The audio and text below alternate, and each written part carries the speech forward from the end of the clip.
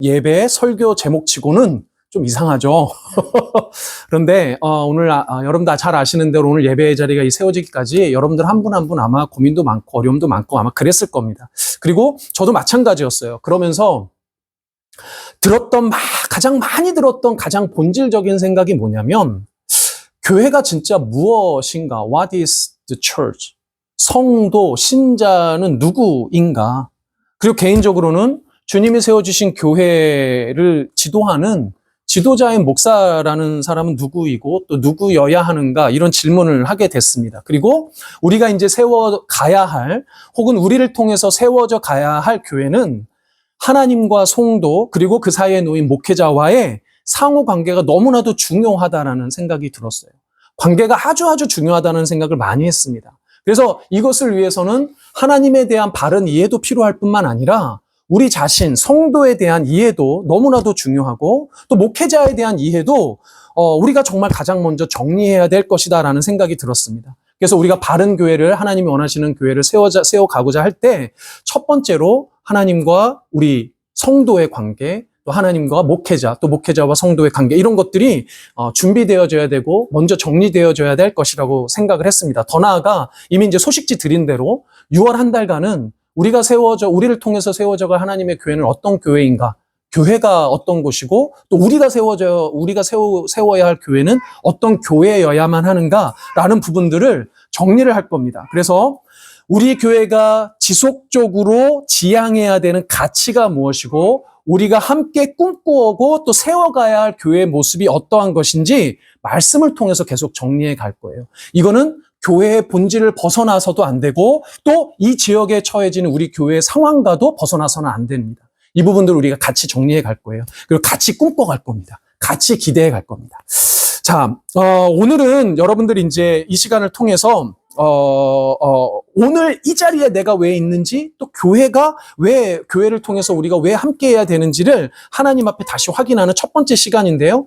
베드로에 대한 이야기를 다룹니다. 베드로에 대한 이야기를 다루는데 요한복음은 다른 복음서에 비해서 베드로가 아주 강조가 되는 측면들이 여럿 있어요. 사실 나중에 이제 요한복음을 강해를 하게 되면 좀 더 자세하게 다루겠지만 오늘은 이제 그 한 부분만 좀 포인트를 둘 겁니다. 특히 부활하신 예수님이 제자들을 찾을 때 특히 요한복음에서만 베드로를 좀 강조하는 측면이 있거든요. 그 부분이 이제 오늘 우리가 읽게 되는 21장뿐만 아니라 20장부터 연계해서 보면 계속 그렇습니다. 특별히 21장은 요한복음 전체에서도 특별히 베드로를 강조하고 있는데 구조적으로 문맥적으로 아주 중요해요. 스트럭처리도 중요하고 컨텍스트리도 대단히 중요합니다. 다 볼 수는 없고 한 가지만 우리가 살펴볼 텐데 왜 21장이 구조적으로 중요하냐면 요한복음 전체의 구조와 연결이 돼 있어요. 요한복음 전체의 구조와 어디부터 연결이 돼 있냐면 요한복음 1장부터 연결이 돼 있습니다. 여러분들 요한복음 1장을 보면 1장이 되게 긴데 1장이 크게 세 부분으로 나뉘어져 있거든요. 첫 번째 부분은 어디냐면 1절부터 18절까지 전체 요한복음의 서론에 해당이 돼요. 그리고 19절에서 34절까지는 세례 요한, 사도 요한이 아니고 세례 요한과의 대조를 통해서 하나님의 아들 또 하나님 자신이신 예수님의 왕권에 대해서 선포합니다. 자, 그 다음에 35절부터는 그 예수님과 제자들 사이의 관계에 대해서 이해를 시키고 있는데 그 예수님과 제자들 사이의 관계 중에도 중요한 제자가 둘이 등장을 해요. 중요한 제자 둘이 누구냐면 베드로하고 나다나엘입니다. 그 중에서도 베드로에 대해서 요한복음 1장 42절에서 넘겨주시겠어요? 이런 말씀이 등장을 합니다. 1장 42절, 그 앞에 절이에요. 하나 앞으로, 앞에 페이지. 네. 더 갔어요? 네. 1장 42절입니다. 우리 함께 읽어볼까요? 시작. 데리고 예수께로 오니 예수께서 보시고 이르시되 내가 요한의 아들 시몬이니 장차 게바라 하리라 하시니라. 게바는 번역하면 베드로라. 네. 게바는 번역하면 베드로. 게바는 그 헬라식 이름, 히브리식 이름이고요. 베드로는 게바가 히브리식 이름이고 베드로는 헬라식 이름이에요. 근데 둘 다 뭘 상징하냐면 바위를 뜻합니다. 돌을 뜻하거든요. 근데 이게 마태복음 16장 18절에 우리가 잘 아시는 이 말씀이 있어요. 또 내가 내게 이르노니 너는 베드로라 내가 이 반석 위에 내 교회를 세우리니 음부의 권세가 이기지 못하리라. 이렇게 돼 있거든요. 그러면 요한복음 1장은 사실은 이 마태복음 16장 18절과 연결은 돼 있지만 요한복음은 전체를 통해서 이 마태복음 16장 18절이 어떻게 이루어지는지를 보여주고 있는데 어떻게 이루어지는지를 바로 21장에서 보여주는 거예요. 그러니까 너의 이름은 게바라리라 해놓고서는 거기서 멈추시면 돼요. 게바라리라 이렇게 해놓고서는 예수님께서 요한복음을 통해서 21장에 무엇을 주시냐면 실제로 교회를 세우는 베드로에게 사명을 주시는 장면이 우리가 오늘 읽은 본문이라는 거죠. 그래서 사도행전에서 기록된 초대 교회의 사역에 베드로는 사실상 가장 중요한 최초의 교회 지도자로서 등장을 하게 됩니다. 그런데 오늘 21장을 보면 이 베드로의 모습이 강조가 되는데 조금 이상한 모습이 등장을 해요. 우리로는 이해할 수 없는 모습을 보게 됩니다. 그 이해할 수 없는 모습을 어디랑 연결 지어야 되냐면 바로 앞장에 있는 20장을 연결을 해야 되는데 여러분들 요한복음 20장에 어떤 장면이 등장을 하냐면 예수 그리스도께서 십자가에 죽으시고 어떤 장면이 등장해요? 부활하신 장면이 등장합니다. 그리고 부활하신 예수님이 누구를 만나요? 제자들을 만나주세요. 몇 차례를 만나주시냐면 2차례 예수님이 만나주십니다. 그 2차례 예수님이 만나주시는 장면의 핵심 인물이 누구냐면 사실은 도마예요. 도마가 의심을 하는 장면이 나오거든요. 그러면서 어쨌든 공식적으로 성경에 기록된 대로만 보면 요한복음 20장에 벌써 제자들에게 2번 얼굴을 보이십니다. 부활하신 예수님을 본 거예요. 만난 거예요. 자, 그런데 오늘 21장에 보니 다시 한번 예수님이 제자들을 만나 주시는데 핵심 인물은 역시 베드로예요. 그리고 14절에서 보면 분명히 성경은 기록하기로 예수님께서 제자들에게 3번째 나타났다고 분명히 말씀을 하십니다. 자, 그런데 이 3번째 베드로 제자들을 만나 주신 예수님의 모습과 그 관계의 이야기들을 보니까 우리가 무엇을 이 사이에서 발견할 수 있냐면 바로 목자와 양에 대한 관계를 발견할 수 있다는 거예요. 목자와 양은 어떤 관계인가를 볼 수 있다는 거죠. 무슨 말인가? 첫째는 양은 절대적으로 목자의 사랑을 받는 존재라는 것을 우리가 대화에서 알 수 있습니다. 오늘 여러분들 읽은 본문에서 15절에서 17절까지 보면 예수님께서 반복적으로 베드로에게 3번 질문을 하세요. 뭘 질문하시죠? Do you love me? Do you love me? 너 나 사랑하니? 너 나 사랑하니? 라고 3번 반복해서 물어보십니다. 자, 3번 반복해서 물어보는 건 Do you love me? 라고 물어보시지만 사실은 이 질문에는 어떤 전제가 깔려져 있냐면 이런 전제가 깔려져 있는 거예요. 예수님은 정말로 베드로를 사랑하신다라는 게 전제로 깔려져 있는 거예요. 무슨 말씀인지 이해하시죠? 너 나 사랑하니라고 물어보는 이 질문의 전제에는 나는 너를 정말 사랑하는데 너는 나를 정말 사랑하니? 라고 물어보시는 겁니다. 이걸 어떻게 알 수 있냐면 요한복음 13장에 보면 13장에 어떤 장면이 등장하냐면 예수님께서 제자들의 발을 씻겨주시는 세족식의 장면이 등장한단 말이죠. 그런데 그 요한복음 13장의 시작이 1절이 어떻게 시작하냐면 이렇게 시작을 합니다. 다음 페이지요. 요한복음 13장 1절 여러분들 함께 읽어보겠습니다. 시작. 6월절 전에 예수께서 자기가 세상을 떠나 아버지께로 돌아가실 때가 이른 줄 아시고 세상에 있는 자기 사람들을 사랑하시되 끝까지 사랑하시니라. 아멘. 우리의 참된 목자이신 예수님은 우리를 사랑하시는데 나윤아 언제까지 사랑하신다고? 뭐라고 돼 있지? 언제까지 사랑하셔? 사랑하시되? 끝까지. 그래, 끝까지. 예수님은 우리를 사랑하시는데 언제까지 사랑하세요? 끝까지 사랑하신다는 거예요. 이거는 완벽히 사랑하신다는 거예요. 죽음을 불사하고 사랑하신다는 거예요. 그 가장 큰 증거가 뭐예요? 십자가 사건이고 부활의 사건이에요. 예수님은 죽기까지 우리를 사랑하신다고 약속하셨고 끝까지 사랑하신다고 약속하셨어요. 이 얘기는 변함이 없는 겁니다. 그러니까 예수님이 우리를 사랑하신다라는 건 변함없는 사실이에요. 자, 그런데 이 질문을 통해서 예수님은 우리를 사랑하신다라는, 너희도 나를 사랑하시냐라는 것을 물어보시는 거죠. 자, 그러면 이제 실천적으로 가봅시다. 정말 예수님 우리를 사랑하신다고 했는데 진짜 사랑하시는가? 정말 사랑하시는가? 베드로를 정말 사랑하시는가? 이걸 요한복음 21장 15절에서 17절 이 질문을 하기 이전에 이미 확인을 시켜주십니다. 어떻게 확인시켜 주시느냐? 2가지로 예수님이 베드로를, 양들을 정말 사랑하시는지를 보여주세요. 2가지로. 어떻게 2가지냐? 첫 번째는 이런 겁니다.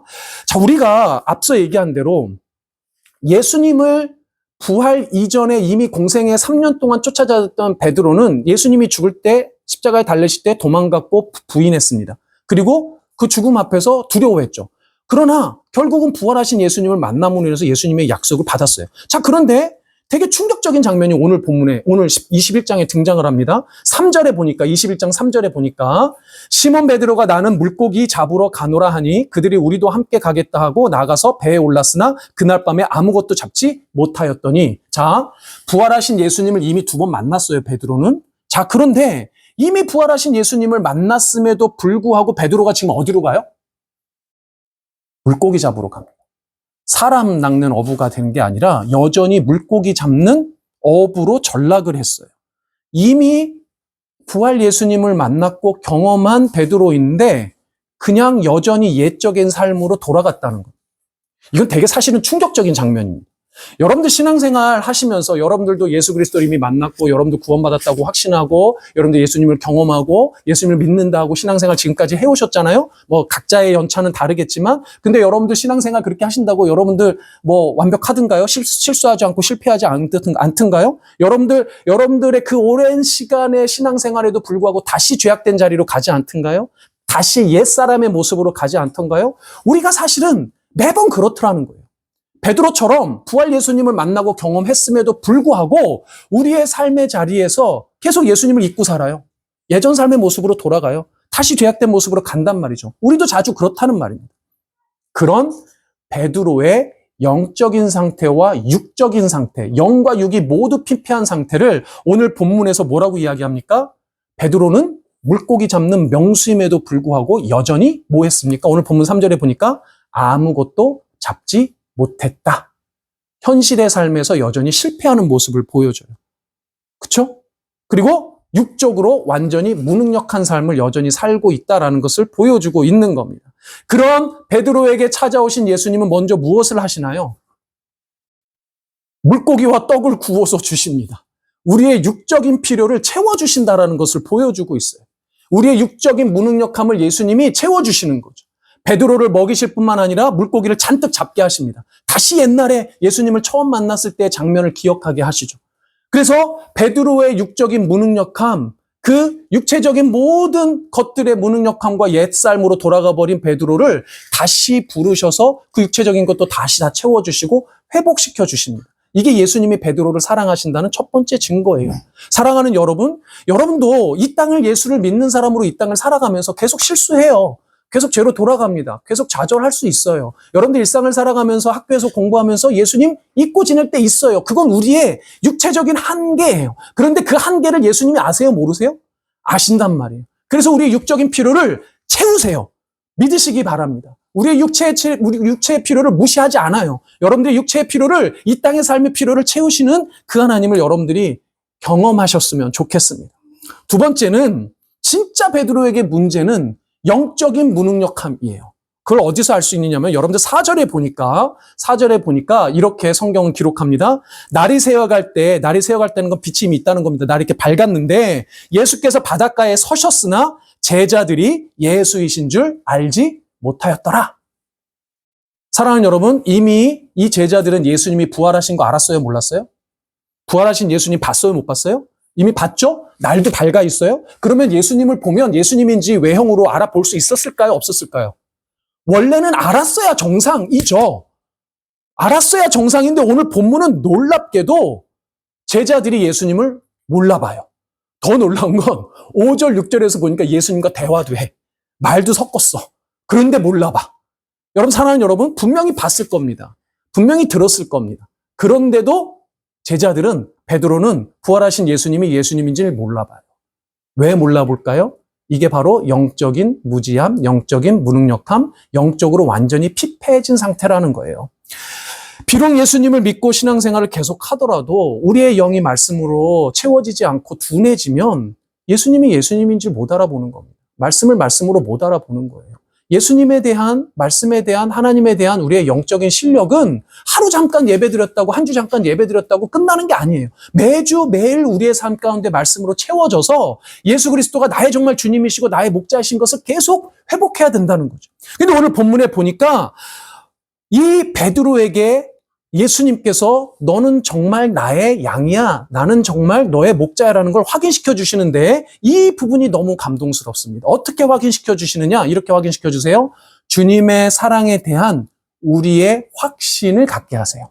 주님이 우리를 사랑하시는지, 내가 주님을 사랑하는지를 확신케 하십니다. 오늘 15절, 17절에 보면 아까 말씀드린 대로 3번이나 반복해서 Do you love me? 라고 물어봐요. Do you love me? Do you really truly love me? 라고 3번 물어보십니다. 자, 여러분들 이렇게 반복해서 물어보면 어떤 느낌이 들 것 같아요? 우리 부부간에, 부부시니까 다. 우리, 예? 왜 저래? 왜 저래? 뭐 그럴 수도 있죠. 자, 그런데 한 번도 아니고 자기야 나 진짜 사랑해? 정말 나 사랑하냐고. 3번째 물어보면 우리는 짜증내겠죠. 사랑한다고! 이럴 수 있지만 3번이나 물어보는 건 뭘 얘기하는 거예요? 그만큼 확신하느냐를 물어보는 거잖아요. 그만큼 확신하느냐. 그런데 질문을 내가 너를 사랑한다, 내가 너를 사랑한다, 내가 너를 사랑한다 이렇게 하지 않고 너 나를 정말 사랑하니, 너 나를 정말 사랑하니, 너 정말 나를 사랑하니? 이렇게 물어본다면 대답하는 입장에서는 어떨 것 같아요? 내가 정말 사랑하나? 안 하나? 생각할 것 같아요? 안 할 것 같아요? 사랑한단 말이에요. 생각한단 말이에요. 그러니까 마지막 3번째 베드로가 뭘 해요? 근심해요. 고민해요. 3번이 나한테 물어보니까 이거 그냥 질문이 아닌데? 내가 정말 하나님을 사랑하는 건가? 내가 정말 주님을 사랑하는 건가? 하고 스스로 확신케 하는 작업을 하신다는 거예요. 다시 한번요. 스스로 확신케 하는 작업을 하는 거예요. 이렇게 마치 물어보는 겁니다. 아직도 못 알아듣겠니? 아직도 못 알아듣겠어? 내가 너를 정말 사랑한단 말이야. 3번이나 물어보시는 거죠. 나는 너를 이렇게 사랑하는데, 내가 십자가에 죽기까지 내가 너를 사랑하는데, 내가 부활해서 다시 3번씩이나 너 앞에 나타날 정도로 내가 너를 사랑하는데 너는 정말 나를 사랑하니? 라고 물어보시는 거예요. 그리고 확신시켜 주시는 거예요. 베드로는 스스로 확신할 때까지 3번 반복해서 자기가 대답을 했어야 합니다. 이 포기하시지 않는 하나님의 사랑에 대해서, 주님의 사랑에 대해서. 영적으로 지쳐버린 베드로에게 정말 필요한 건 내가 정말 하나님의 사랑을 받고 있구나. 더불어 나도 정말 주님을 사랑하는구나. 이 확신이 베드로의 영을 살리는 확신이었다. 사랑하는 여러분 이 첫 예배 자리에 오기까지 여러분들 사실 마음에 얼마나 고민 많이 하셨습니까? 저는 고민 안 했을까요? 엄청나게 고민했습니다. 사실 몇 번이고 좀 힘도 들었어요. 그런데 결국 주님께서 저에게 물어보신 질문은 딱 이겁니다. 스스로에게 하는 질문이죠. 준섭아, 너 정말 주님을 사랑하니? 너 정말 주님을 사랑하니? 스스로에게 물어보게 되더라고요. 그리고 내가 정말 주님을 사랑하고 주님이 나를 정말로 사랑한다면, 그게 확실하다면, 그 주님이 나에게 약속하신 장소가 이곳이라면 이 놀라운 고백이 나의 영을 살리는 고백이 되더란 말이죠. 내 주님, 내가 정말 주님을 사랑합니다. 내가 정말 주님을 사랑합니다. 이 고백이 나에게 자연스럽게 일어날 때 제 영이 힘을 얻고 제 영이 이 예배의 초소를 준비하는데 어려움이 없도록 하나님이 인도하셨다라는 고백이 나오더라고요. 사랑하는 여러분, 여러분에게도 그랬으면 좋겠습니다. 우리를 이 땅 가운데 목자이신 주님의 양으로 부르셨다는 것은 이 2가지, 육적인 것뿐만 아니라 영적인, 그리고 무엇보다도 내가 정말 주님을 사랑하는지에 대한 확신을 하시도록 하나님께서 약속하신, 주님께서, 목자이신 주님께서 약속하신 그대로 우리를 이곳에 부르셨다는 걸 의미한다는 거예요. 마치 시편 23편의 고백처럼 여호와는 나의 목자시니 내게 부족함이 없으리로다. 부족함이 없으리로다. 여호와는 나의 목자시니 부족함이 없으리로다. 내 육적인 것도 부족함이 없고 내 영적인 것도 부족함이 없으리로다. 믿으십니까? 믿으시는 여러분들 되셨으면 좋겠습니다. 정말 예수 그리스도가 나의 구주시며 목자 되심으로 양이신 여러분들은 주님 안에서 부족함이 없는 그런 이 땅 가운데 예배자가 되시고 성도가 되시기를 주님의 이름으로 축복합니다. 아멘. 2번째는 목자와 양의 관계에서 2번째 중요한 것은 목자이신 예수님은 양들에게 반드시 사명을 주신다는 거예요. 다시 한번요. 목자이신 예수님은 양들에게 사명을 주십니다. 우리가 이 땅의 삶에서 교회의 신앙생활에서 사실은 때때로 나태해지고 무기력해져요. 그래서 내가 정말 뭘 하고 있는 거지? 이런 생각을 들 때가 있어요. 많은 이유 중에 하나는 우리에게 맡겨주신 주님의 사명을 깨닫지 못해서입니다. 베드로에게 예수님은 서로의 사랑을 확인하신 것으로 멈추지 않았어요. 그리고 뭘 말씀하십니까? 3번 반복해서 내 양을 먹이라, 내 양을 치라, 내 양을 먹이라라고 반복해서 말씀하십니다. 이 표현은 모두 말하자면 목회에 대한 사명이에요. 먹이라는 것은 하나님의 말씀을 먹이라는 거죠. 하나님의 말씀을 전하고 가르치라는 의미입니다. 내 양을 치라는 것은 하나님의 말씀으로 양을 지키라는 거예요. 목회자가 하는 일이 바로 이겁니다. 성도들에게 하나님의 말씀을 바르게 먹여야 하는 것이고요. 성도들의 평안을 위해서, 영적 평안을 위해서 지키고 보호하는 게 목회자가 해야 되는 일이에요. 베드로에게 목회자로서 이 사명이 주어졌을 때 베드로는 비로소 자기가 무엇을 해야 되는지 자기의 사명을 깨닫게 됩니다. 그리고 말씀드린 대로 베드로는 예수님 이후 사도들에 의해서 세워진 초대교회의 가장 첫 번째 중요한 지도자가, 목회자가 되는 거죠. 자, 그런데 지금은 베드로이니까 그렇지 이런 사명은 목회자에게만 주어지는 게 아니에요. 모든 그리스도인, 모든 교회가 각자의 은사와 분량대로 주신 사명이 있습니다. 예수님을 참된 목자로 믿고 따르는 양된 성도들은 당연히 이 사명을 깨달아야 돼요. 그리고 그 사명대로 살아가야 합니다. 그리고 이 땅을 살아가면서 지치고 힘들 때마다 그 사명을 다시 붙잡아야 일어설 수 있는 거예요. 그리고 누구보다 참된 목자이신 예수님이 원하시는 참 양으로서의 삶을 살 수가 있는 겁니다. 사랑하는 여러분, 우리를 통해서 세우실 교회, 또 이 교회의 성도이신 여러분들도 다 마찬가지예요. 저는 우리 교회와 여러분들에게 하나님이 주신 분명한 사명이 있다고 믿습니다. 그게 없다면 우리가 여기 있어야 할 이유가 없어요. 다시 한번요. 하나님께서 우리에게 주신 사명이 분명히 있단 말이죠. 그 사명이 없다면 우리가 이 자리에 모여 있어야 할 이유가 없어요. 그래서 앞으로 우리에게 주신 그 사명을 보고 나아가야 돼요. 그 예수 그리스도를 보고 나아가야 돼요. 목자이신 예수님을 보고 나아가야 한다는 겁니다. 그런 우리가 되기를 주님의 이름으로 축복합니다. 마지막으로 사랑하는 여러분, 여러분이 뭐 한 주, 2주 혹은 뭐 시간에 따라 다르겠지만 여러분들이 오늘 이 자리에 오실 때 어떤 마음으로 오셨습니까? 여러분들이 이 자리에 오실 때 어떤 이유로 오셨나요? 좀 질문을 바꾸면 여러분들은 어떤 기대를 가지고 이곳에 오셨습니까? 혹은 누구에 대한 기대를 가지고 오셨습니까? 뭐 하나님에 대한 기대 뭐 그렇겠죠? 뭐 저에 대한 기대 뭐 이런 게 있나요? 뭐가 있을지 모르겠습니다. 근데 물어볼게요. 우리가 하나님께 기대하는 거, 뭐 혹시나 여러분들이 인간적으로 뭐 저에게든 예배 공동체에 기대하는 거, 그게 과연 얼마나 갈까요? 얼마나 갈까요? 제가 만약에 어떤 실수를 한다면, 하나님께서 여러분들의 기도와 생각대로 응답하시지 않는다면, 함께 세워가기로 한 교회인데, 내 생각과 다르다면, 내 어떤 기대와 좀 다르다면, 여러분들 중간중간마다 그런 일이 분명히 벌어질 겁니다. 여러분들 어떻게 하실 겁니까? 저에 대한 걸 물어보겠습니다. 저에 대한 어떤 기대가 있으신가요? 제가 이렇게 물어보니까 되게 막 좀 쑥스러운데. 오늘 마지막으로 꼭 언급해야 되는 게 바로 목사에 대한 겁니다. 오늘 목자와 양 그리고 개, 목자와 양에 대해서 이제 말씀을 드렸는데 개에 대한 걸 말씀을 안 드렸잖아요. 이 개는 누구인가요? 바로 목자를 도와서 양을 치는 양치기 개를 뜻합니다. 교회의 목사가 양치기 개예요. 그러니까 우리의 진짜 목자는 real shepherd라고 그러죠. real pastor는 누구밖에 없어요? 주님밖에 없어요. 목사는 목자가 아닙니다. 목사는 목자가 아니에요. 성경적인 이 전체 맥락에서 보면 목사는 목자가 아니에요. 목사가 스스로를 목자라고 착각하면 큰일입니다. 양들도 목사를 목자라고 착각하면 안 돼요. 저는 여러분들하고 똑같은 어떻게 보면 양과 같은 존재입니다. 양이죠, 저도. 그러나 그런 양들 중에서도 특별히 주님께서, 목자이신 주님께서 야, 내가 양을 쳐야 되는데 양을 돌봐야 되는데 그것을 같이 돕는 양치기 개로 너를 임명한다. 이렇게 된 거예요. 그러니까 저는 누구예요? 개예요, 개. 예수님께서 분명히 오늘 본문에서 뭐라고 얘기하시나요? 내 양을 먹이라 그래요. 나의 양을 먹이라 그래요. 베드로 너의 양 아니야. It's not your sheep. It's my sheep. 예수님의 양이란 말이죠.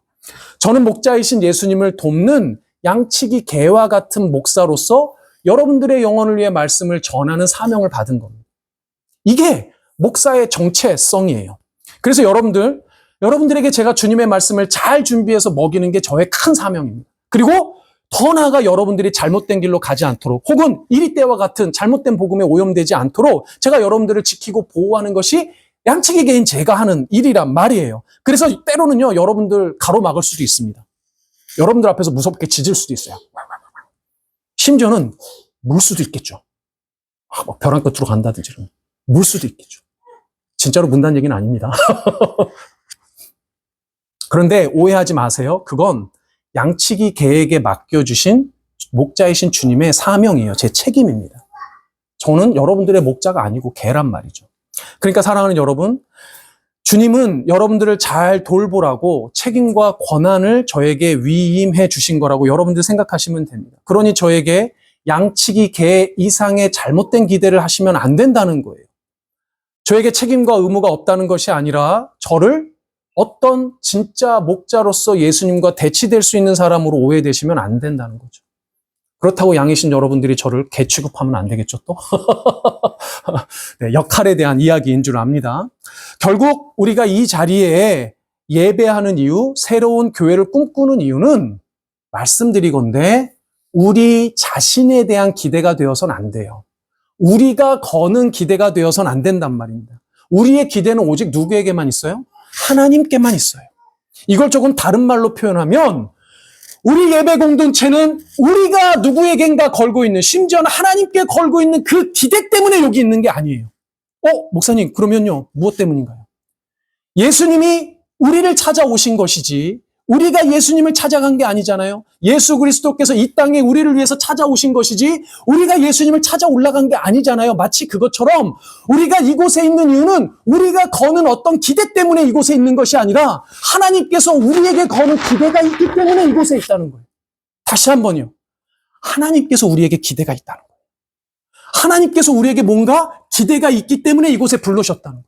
우리처럼 작고 연약한데, 우리 아무것도 없는데, 우리 이렇게 적은 숫자인데, 우리 이렇게 연약한데, 우리에게 하나님께서 거시는 기대가 있다는 거예요. 나의 기대라면 내가 실망할 때마다, 좌절할 때마다, 내 기대가 무너질 때마다 우리는 연약해지겠죠. 더 망가지겠죠. 내가 하나님께 걸었던, 내가 목사에게 걸었던, 내가 내 공동체에 걸었던, 내가 거는 기대라면 내가 부족하고, 내가 연약하고, 내가 불완전하기 때문에 언제나 흔들릴 수 있지만, 우리 공동체는 누구의 기대 때문에 이곳에 있어요? 하나님께서 우리에게 주시는 기대가 있다는 겁니다. 사랑하는 여러분, 믿으셨으면 좋겠어요. 어둠 가운데 있던 영혼들에게 빛된 복음이 전해지는 기대, 상하고 눌렸던 심령들에게 기쁨으로 찬양하며 예배하는 기대, 죽은 것 같던 영혼들이 소생하고 예수 그리스도의 이름으로 생명의 역사가 다시 쓰여지는 기대, 그건 우리의 기대가 아니라 이 땅을 향하신 하나님의 기대. 그 하나님의 기대가 우리를 이끌어갈 거예요. 그래서 우리가 보아야 하는 것은 어떤 의미에서는 연약한 우리 서로가 아닙니다. 우리 서로를 봐서는 안 돼요. 우리 서로를 보면 서로에게 실망하게 되어 있어요. 서로에게 어떤 기대를 걸면 서로에게 어떤 연약한 부분과 약점 때문에 실망하게 되어 있단 말이에요. 그래서 우리는 무엇을 봐야 합니까? 나란히 이렇게 앉아서 누구를 봐야 돼요? 예수를 봐야 돼요. 나란히 앉아서 누구를 봐야 돼요? 우리의 목자이신 예수를 봐야 돼요. 나란히 앉아서 여러분들 십자가를 봐야 돼요. 우리에게 거시는 하나님의 기대를 봐야 돼요. 그래야 우리 공동체가 실패하지 않습니다. 왜요? 명심하시길 바랍니다. 하나님의 기대는 결코 실패하지 않아요. 다시 한번요. 하나님의 기대는 결코 실패하지 않습니다. 사랑하는 여러분, 저는 우리 교회 공동체가 그랬으면 좋겠어요.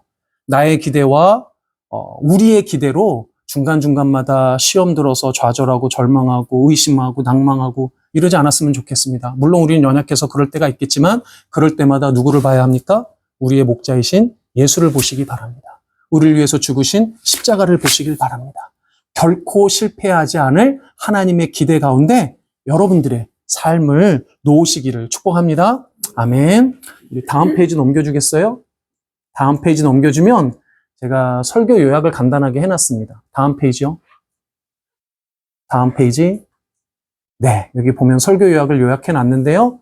우리 함께 읽어볼까요? 한 1번부터 5번까지. 자, 1번 시작. 목자는 양을 영적, 육적인 모든 필요를 채움으로 사랑하신다. 두 번째, 특히 양인 성도가 목자이신 예수님에 대한 사랑을 스스로 확신케 함으로써 영적으로 회복하게 하신다. 3번, 각자의 은사와 분량대로 사명을 주심으로 사랑하신다. 4번, 교회의 지도자인 목사는 목자이신 예수님을 도와 양들에게 좋은 말씀을 먹이고 바른 말씀으로 지키는 양치기 개와 같은 청지기이다. 마지막 5번 시작. 우리의 교회는 양들을 사랑하시는 하나님께서 기대하시는 사명을 좇아 세워지는 교회이다. 자, 이 말씀 믿으시면서 우리 함께 찬양했으면 좋겠는데요. 우리 오늘 함께하는 찬양은 기대라는 찬양입니다. 물론 우리